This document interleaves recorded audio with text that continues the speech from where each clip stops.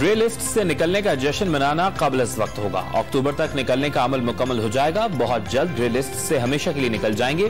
FATF की team Pakistan का दौरा करके शराइत की तकमील का जायजा लेगी। FATF के रुकन मुमालिक की जानिब से पाकिस्तान की कारकर्दगी की तारीफ की गई। हिना रब्बानी घर की प्रेस कॉन्फ्रेंस।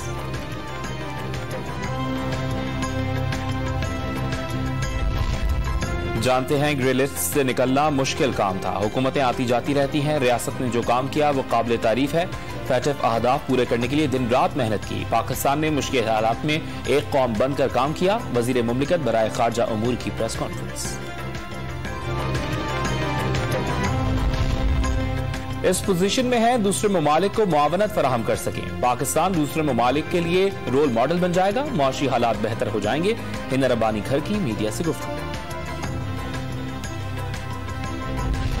लाहौर की सेशन अदालत से तहरीक इंसाफ के रहनुमाओं को रिलीफ मिल गया। लॉन्ग मार्च के दौरान लाहौर में लड़ाई झगड़ा और पुलिस पर तशद्दुद के मुकदमे में PTI के 9 MPs की अबूरी जमानत में तौसीक। अदालत ने यास्मीन राशिद की अबूरी जमानत वापस लेने की बुनियाद पर निपटा दी।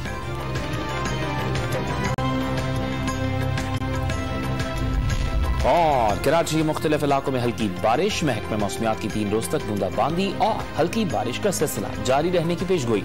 मरी और मुल्तान समेत पंजाब के बेशतर शहरों में बादल बरस पड़े। गर्मी का जोर टूट गया।